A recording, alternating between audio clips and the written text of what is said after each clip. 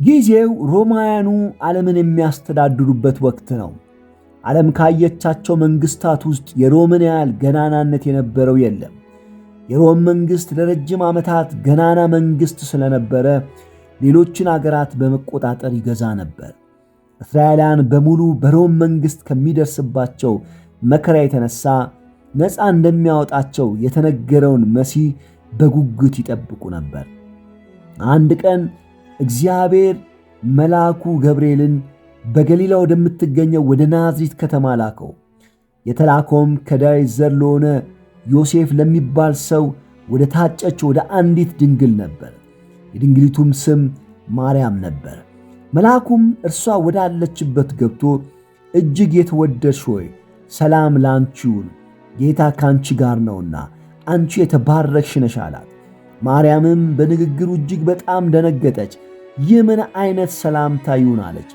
ነገሩን ታሰላስል ጀመረ። መልአኩም እንዲህ አላት፣ ማርያም ሆይ በእግዚአብሔር ዘንድ ሞገስ አግኝተሻልና አትፍሪ። እነሆ ትጸንሻለሽ፣ ወንድ ልጅም ትወልጃለሽ፣ ስሙንም ኢየሱስ ትዪዋለሽ። እርሱ ታላቅ ይሆናል፣ የልዑልም ልጅ ይባላል። ጌታ አምላክ የአባቱን የዳዊትን ዙፋን ይሰጠዋል፣ በያዕቆብ ቤትም ለዘላለም ይነግሣል፣ ለመንግሥቱ ፍጻሜ የለውም። ማርያምም መልአኩን እኔ ወንድ ስለማላውቅ ይህ እንዴት ሊሆን ይችላል አለችው።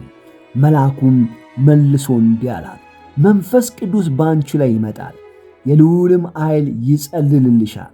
ስለዚህ የሚወለደው ቅዱስ ሕፃን የእግዚአብሔር ልጅ ይባላል። እነሆ ዘመድሽ ኤልሳቤጥ በስተርጅኗ ወንድ ልጅ ጸንሳለች፣ መካን የተባለችውም 6ኛ ወሯን ይዛለች። ለእግዚአብሔር የሚሳነው ነገር የለም። ማርያምም እነሆ እኔ የጌታ ባሪያ ነኝ፣ እንደ ቃል ይሁንልኝ አለች። ከዚያም መልአኩ ተለይቷት ሄደ። በዚያን ዘመን የዓለም ሁሉ ሕዝብ እንዲቆጠርና እንዲመዘገብ ከአውጉስጦስ ቄሳር ትእዛዝ ወጣ። ይህም ቄርኔሌዎስ የሶርያ ገዢ በነበረበት ጊዜ የተደረገ የመጀመሪያው የሕዝብ ቆጠራ ነበር። ስለዚህ እያንዳንዱ ሰው ለመመዝገብ ወደ ራሱ ከተማ ሄደ። ዮሴፍም ከዳዊት ቤት ወገን ስለነበረ በገሊላ አውራጃ ከምትገኘው ከናዝሬት ከተማ ተነስቶ የዳዊት ከተማ ወደ ሆነችው ቤቴልሔም ወደምትባል ከተማ ወደ ይሁዳ ወጣ። ወደዚያም ለመመዝገብ የተጓዘው የመውለጃዋ ጊዜ ከተቃረበው ከማርያም ጋር ነበር። በዚያም እንዳሉ የምትወልድበት ጊዜ ደረሰ። የበክር ልጇ የሆነውን ወንድ ልጅ ወለደች። በጨርቅም ጠቀለለችው። በእንግዶችም ማረፊያ ቦታ ስላላገኙ በግርግም አስተኛቸው። በዚያም አገር በሌሊት መንጋቸውን ሲጠብቁ በሜዳ የሚያድሩ እረኞች ነበሩ። የጌታም መልአክ ድንገት መጥቶ ባጠገባቸው ቆመ። የጌታም ክብር በዙሪያቸው አበራ። ታላቅም ፍርሃት ያዛቸው። መልአኩም እንዲህ አላቸው፣ አትፍሩ። ለሕዝብ ሁሉ የሚሆን ታላቅ ደስታ የምሥራች እነግራችኋለሁ። ዛሬ በዳዊት ከተማ መድኃኒት ተወልዷል፣ እርሱም ጌታ ክርስቶስ ነው።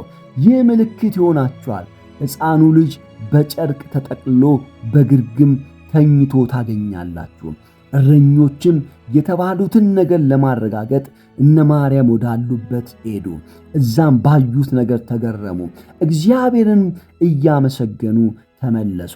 ሰብአ ሰገል የተወለደው የአይሁድ ንጉሥ ወዴት ነው? ኮከቡን በምስራቅ አይተን ልንሰግድለት መጥተናል እያሉ ከምስራቅ ወደ ኢየሩሳሌም መጡ። እነሆም በምስራቅ ያዩት ኮከብ ሕፃኑ ባለበት ላይ መጥቶ እስኪቆም ድረስ ይመራቸው ነበር። ኮከቡንም ባዩ ጊዜ በታላቅ ደስታ እጅግ ደስ አላቸው። ወደ ቤትም ገብተው ሕፃኑን ከእናቱ ከማርያም ጋር አዩት። ወድቀውም ሰገዱለት። ሳጥናቸውንም ከፍተው እጅ መንሻ ወርቅና ዕጣን ከርቤም አቀረቡለት። መድኃኒታችን ኢየሱስ እኛ ከኃጢአት ከዘላለም ሞት ሊያድነን ተወለደ። የዘላለም ጌታ በቤተ መቅደስ ሳይሆን በከብቶች ማደሪያ ተወለደ። የሰውን ልጆች ለማዳን ከዝቅታ ጀመረ። ሰማይና የምድር ፈጣሪ ጌታ በተንቆጠቆጠ ቤተ መንግሥት መወለድን አልፈቀደም። ትሕትናውን ሊገልጥ በከብቶች ማደሪያ መወለድን መረጠ። የመወለዱን ዜና ያበሰረው በጊዜው ንጉሥ ለነበረው ለሄሮድስ አልነበረም። መላእክቶቹ የምሥራቹን ሊያበስሩ የተላኩት በማኅበረሰቡ ውስጥ ቦታ የማይሰጣቸው ዓይን ውስጥ ለማይገቡ ለእረኞች ነበረ። እነዚህ እረኞች ኢየሱስ በተወለደበት ዘመን በጣም ድሆች፣ የቆሸሹና ጥሩ ሽታ የሌላቸው ናቸው። መልአኩም ወደ እነሱ እረኞች በመውለድ ለዓለም ሁሉ ቤዛ የሆነ መድኃኒት መወለዱን አበሰረ። እረኞቹ የጌታን መወለድ ምስክር ሆኑ። እግዚአብሔር ሰው እንደሚያይ አስገራሚውና አስደናቂው ሌላኛው ነገር የእግዚአብሔር ሕዝብ ነን የሚሉ አይሁዶች ባሉበት ምድር እግዚአብሔር የልጁን መወለድ ከኪዳን ሩቅ ለሆኑ ሰብአ ሰገል ገለጠላቸው። ሰብአ ሰገልም በኮከብ እየተመሩ ወደ ሕፃኑ መጡ። ወደ ቤትም በገቡ ጊዜ ሕፃኑን ከእናቱም ከማርያም ጋር አዩ። ተንበርክከውም ሰገዱለት። ሳጥናቸውንም ከፍተው ወርቅ፣ ዕጣን፣ ከርቤም አቀረቡለት። ሰብአ ሰገል የተወለደው ጌታ ስግደት እንደሚገባው አውቀው ከሩቅ በመምጣት ሰገዱለት። ዛሬም ጌታችን ሊሰገድለት፣ አምልኮ ሊሰጠው የሚገባ አምላክ ነው። ምክንያቱም ከኃጢአታችን እኛን ለማዳን መድኃኒት ሆኖ ተወልዶልናልና። አመሰግናለሁ። መልካም የጌታ ልደት መታሰቢያ ይሁንላችሁ። ሰብስክራይብ፣ ሼር፣ ላይክ በማድረግ ቤተሰብ የሆነው